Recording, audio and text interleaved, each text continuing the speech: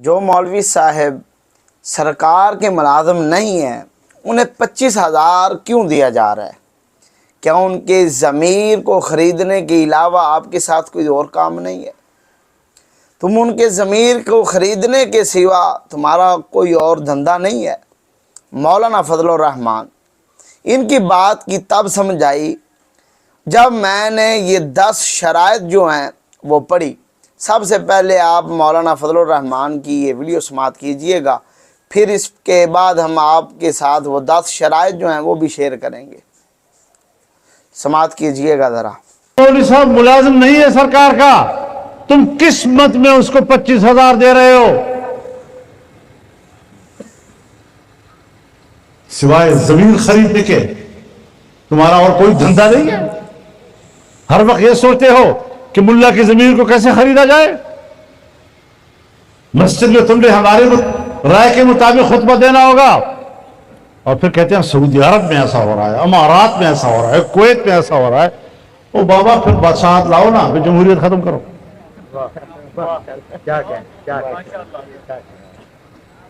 ایک مولوی کے لیے وہ مثال بنتا ہے، نظام کے لیے نہیں ہے۔ یہ ہمارا ملک ہے، اس کی اپنی تاریخ ہے، ہم برصغیر کی تاریخ سے جڑے ہوئے ہیں، اور میرے سامنے جو علماء کرام تشریف فرمائے میں ان کو بتانا چاہتا ہوں کہ آپ کسی بھی احساس کمتری میں مبتلا نہ ہوں۔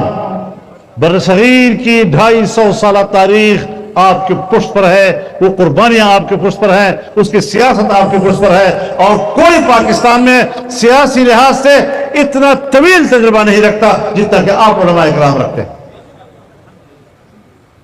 لیکن پورا سبق بھلا دیا آپ نے۔ سبق نہ بھلاؤ، یہ آپ کا سبق ہے، یہ ہمارے اکابر کا سبق ہے۔ یہ 10 شرائط ہیں، ان پر عمل کیا جائے گا۔ جو مولوی حضرات علماء کرام اس پر عمل کریں گے، اقرار نامے پر دستخط کریں گے، انہیں حکومت کی جانب سے 25,000 روپے ماہانہ دیا جائے گا۔ اس میں پہلی جو شرط ہے وہ یہ ہے کہ کسی بھی قسم کی مذہبی منافرت، فرقہ وارانہ، اشتعال انگیز تقریر میں ہمیشہ نہیں کروں گا۔ دوسرے نمبر پر جو ہے کہ میں کسی بھی قسم کی حکومت پر تاکید یا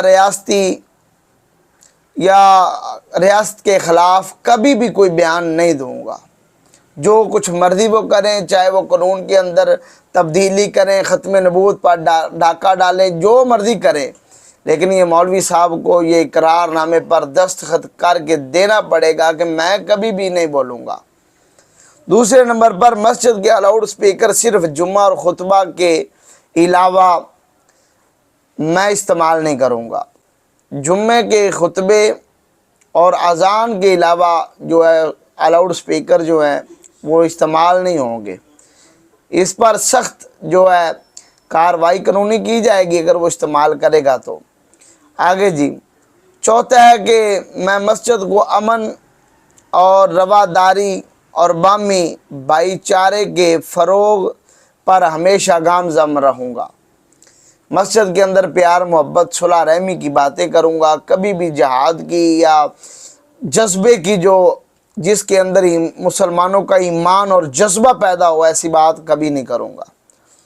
یہ تقریباً 10 ہیں، اور جس کے اندر انہوں نے یہ بھی کہا کہ لاؤڈ سپیکر کو استعمال نہیں کرنا، حکومت کے خلاف کبھی بھی کوئی بات نہیں کرنی، اور جب مجھے حکومت جس جگہ پہ بلائے گی مجھے وہاں پہ جانا پڑے گا، میں ان کے ہر حکم کا پابند رہوں گا۔ اور 10واں جو ہے کہ میں یہ تسلیم کرتا ہوں کہ ان روایات، ان درج ذیل جو ہیں شرائط ہیں، ان پر مکمل طور پر پابندی کروں گا۔ اگر میں پابندی نہ کروں تو پھر مجھ پر قانونی کارروائی کی جائے گی۔ تو اس قرار نامے کے ساتھ اور کیا ہوگا، اس پر دستخط کیے جائیں گے قاری صاحب کے، اور نال ہی اس کے جو ہے شناختی کارڈ نمبر دیا جائے گا، رابطہ نمبر اور تاریخ درج کر دی جائے گی۔ یہ ہے وہ اقرار نامہ جو حکومت کی جانب سے آپ کو دیا جائے گا، اور مولوی حضرات جو بے ضمیر ہیں ان کے ضمیر کو خریدا جائے گا۔ یہ آپ پر کرتا ہے اظہار کہ کیا آپ اس پر دستخط کرتے ہیں یا نہیں، حق بات آپ بولنا چاہتے ہیں یا نہیں، یا اپنا ضمیر بیچنا چاہتے ہیں یا نہیں، یہ آپ پر منحصر ہے۔